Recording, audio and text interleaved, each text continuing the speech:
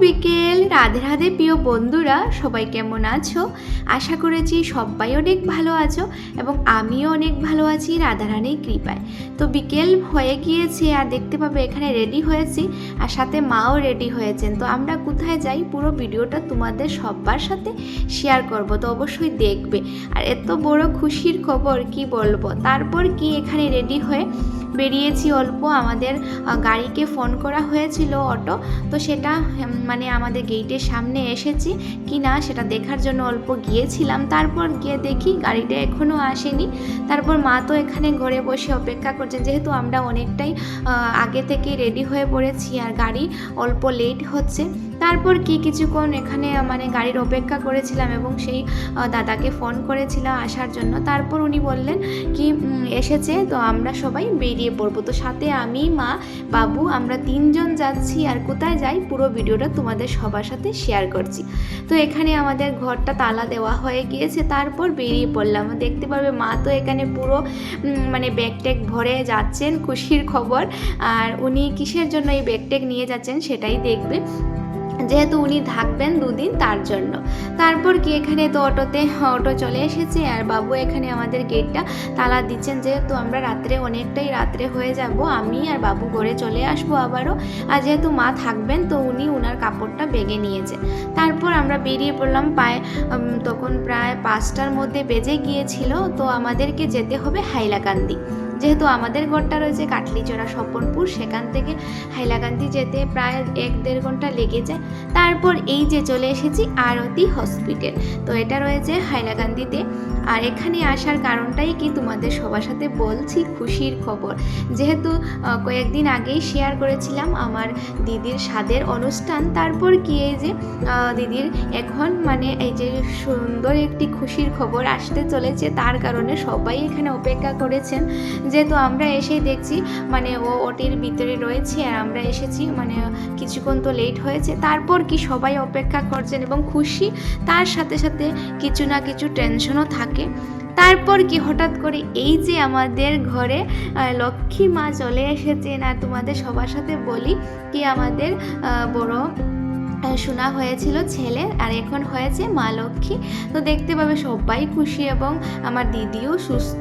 আর তোমাদের সবার আশীর্বাদে ওর ঘরে মা লক্ষ্মী এসেছেন। প্রায় 10 বছর হয়ে গিয়েছে। 10 বছর পর আবারও দ্বিতীয়বারের মতো মা হয়েছে আমার দিদি।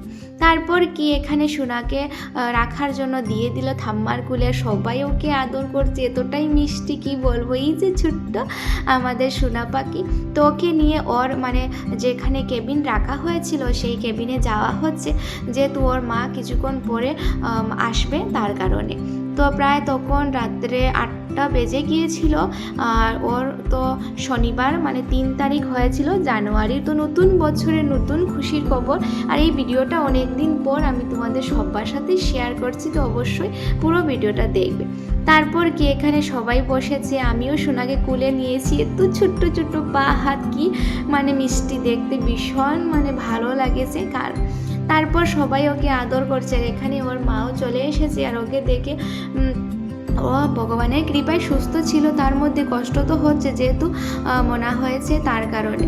তারপর আমরা তো বেরিয়ে পড়বো, যেহেতু মা এখানে থাকবেন। আর সোনার সাথে কিছুক্ষণ থেমে খুশির খবরটা সবাইকে দিয়েছি ফোন করে।